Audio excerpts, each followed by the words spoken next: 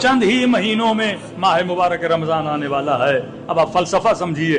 ہم روزہ رکھتے ہیں, روزے کا فلسفہ. ہم نماز پڑھتے ہیں, نماز کی فلسفی. ہم عزاداری کرتے ہیں, عزاداری کا فلسفہ. آج یہ تشیع کے اندر نظریاتی اختلاف کہ لوگوں کو شہادت کے فلسفے کا نہیں پتہ, لوگوں کو عزاداری کہتے ہیں مولانا فلسفہ چھوڑ دیجئے, بس ظاہری عبادت کر دیجئے. ارے ظاہری عبادت تو شیطان نے بھی کی تھی, ظاہری سجدے تو شیطان نے بھی کیے تھے, ظاہری عبادت تو ابن ملجم نے بھی کی تھی. بارہا مجلسوں میں کہہ چکا ہوں, بہترین قاری قرآن تھا. جب ایران مسلمان بنا تو اہل فارس نے خط لکھا عمر کو کہ جناب عمر ہمیں کوئی قاری قرآن بھیجیے. کہتے عمر نے ابن ملجم کو بھیجا اور لکھا کہ میں اپنا بہترین قاری. قرأت ایسی, جب قرآن پڑھتا تو گلیوں میں لوگ کھڑے ہو جاتے تھے, رقت اتنی کہ لوگوں کی آنکھوں میں آنسو آ جاتے تھے. آواز کا اچھا ہونا کسی کی تقوی کی نشانی نہیں ہے, آواز کا بہتر ہونا انسان کے عمل کی نشانی نہیں ہے. اور یہی ابن ملجم قاتل امیر المؤمنین بنا. تو میرے عزیز, اصل کیا چیز ہے؟ فلسفہ عبادت. ہم عزاداری کریں پر فلسفے کا پتہ نہ ہو, مجلسیں پڑھیں فلسفے کا پتہ نہ ہو, روزہ رکھیں فلسفے کا پتہ نہ ہو, جھولا اور زلجنا نکالیں فلسفے کا پتہ نہ ہو, لاکھوں کی تعداد میں جلوس نکالیں فلسفے کا پتہ نہ ہو. جب تک عزاداری کا فلسفہ, یعنی یہ عزاداری جب تک سوسائٹی کو فائدہ نہیں دیتی, یہ مجلس جب تک سوسائٹی کو فائدہ نہ پہنچائے, یہ چیزیں جب تک قوم امت کو واحد نہ کریں, تب تک کوئی فائدہ نہیں ہے. پھر ہمارے اندر اور بت پرستی میں کوئی فرق نہیں ہے. بت شاعر اللہ, آپ لاکھ حج کرو لیکن طواف کے فلسفے کو نہ سمجھو. یہاں سے جاؤ شیطان کو کنکر مار کے آؤ, اور شیطان بھی ہنسے کہ خود شیطان مجھے آ کے شیطانی کے کنکر مار رہا ہے. یہ فلسفہ ہے کہ کنکر کیوں مار رہے ہو. اللہ بتانا چاہتا ہے اگر شیطان صفت بنو گے, مرنے کے بعد برزخ میں اسی طرح تجھے پتھر ماروں گا. یہ شیطان کی سزا ہے, اور اگر تو بھی شیطان بن گیا تیری سزا بھی یہ ہے. ارے سات چکر لگاتے ہو ایک پتھر کے گھر کے. ہندو بھی پوچھ سکتا ہے نا کہ میں بت پرس بنا, بت کس کا؟ پتھر کا. اور ہم جتنے بھی اعمال حج ہیں سارا پتھر ہے بیچ میں. طواف کرو پتھر کا گھر, حجر اسود چومو پتھر کا, صفا و مروہ کے بیچ میں دوڑو, دونوں پہاڑیاں پتھر کی. ہندو پوچھے گا نا میں کافر بنا, تو مسلم بنا, اور تمہاری ساری عبادتیں پتھروں کے چکر میں. کعبہ پتھر کا, حجر اسود پتھر کا, سعی و صفا و مروہ پتھر کی, غار ہرا جاتے ہو وہ بھی پتھر کا. شیعہ تو ایک قدم اور آگے, ہم تو کربلا جائیں چاندی بھی چومیں, ہم سونا بھی چومیں, لکڑی کا جھولا بنائیں وہ بھی چومیں, لکڑی کا علم بنائیں وہ بھی چومیں. بھائی جب تک فلسفہ بیچ میں نہیں تو بت پرستی ہے.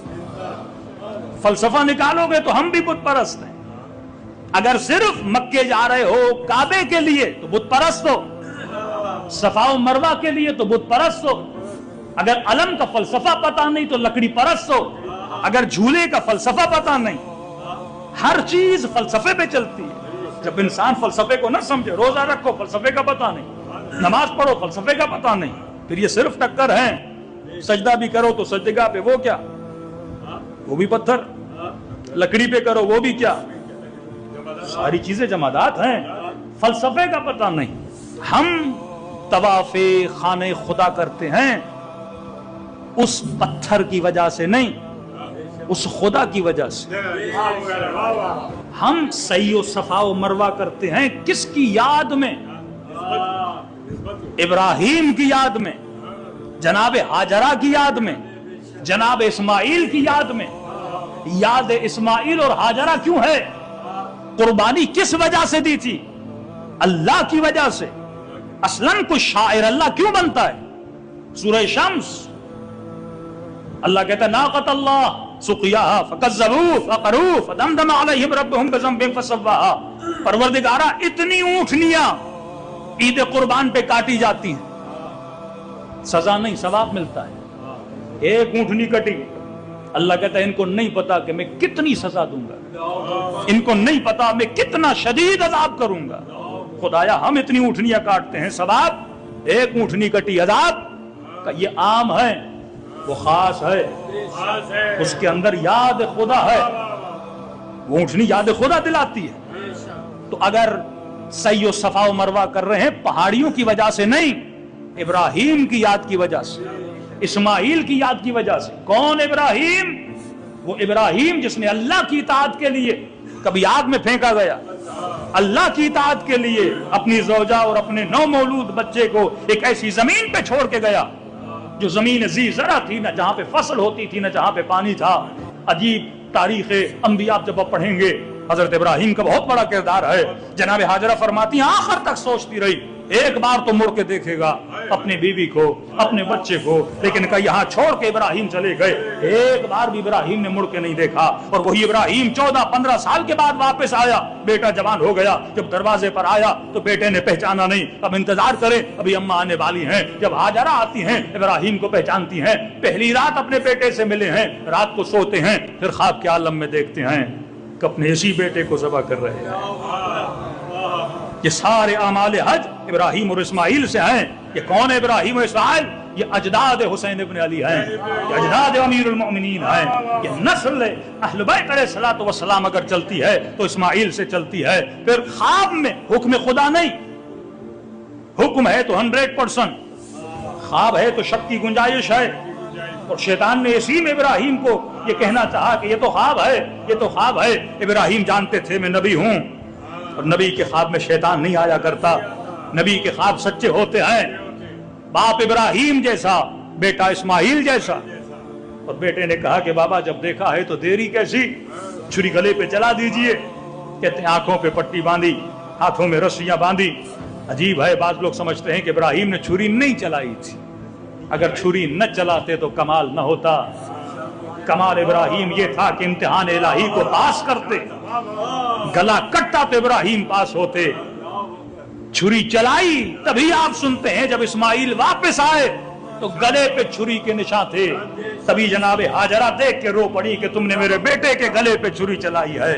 کہتے ہیں جب چھری چلاتے تھے چلی، لیکن گلا کٹا نہیں، دوبارہ چھری چلائی، گلا نہیں کٹا۔ تیسری بار کہتے جلال میں آ گئے ابراہیم، اور ابراہیم نے چھری کو پتھر پہ مارا، کہے چھری نافرمانی کیوں کر رہی ہو؟ اللہ کا حکم ہے کہ بیٹے کا گلا کاٹوں۔ کہتے بے زبان چھری سے آواز آئی، ابراہیم کروں تو کیا کروں؟ خلیل کہتا ہے کاٹو، جلیل کہتا ہے نہ کاٹو۔ چوتھی بار جب چھری چلی تو بیچ میں دمبا آیا۔ ابراہیم نے نیت، اور اللہ کس کو دیکھتا ہے؟ نیت کو دیکھتا ہے۔ ابراہیم نے اللہ کی اطاعت میں بیٹا تک قربان کر دیا، بیوی تک قربان کر دی، اپنے جسم کو آگ میں پھینک دیا۔ اے خدا یہ جسم تیری راہ میں قربان ہوتا ہے تو ہو جائے۔ تو اللہ نے کہا یاد ابراہیم ہوگی تو یاد خدا زندہ رہے۔ آج تک خدا تو زمین پہ نہیں آیا کہ بولے کہ مجھے سجدہ کرو۔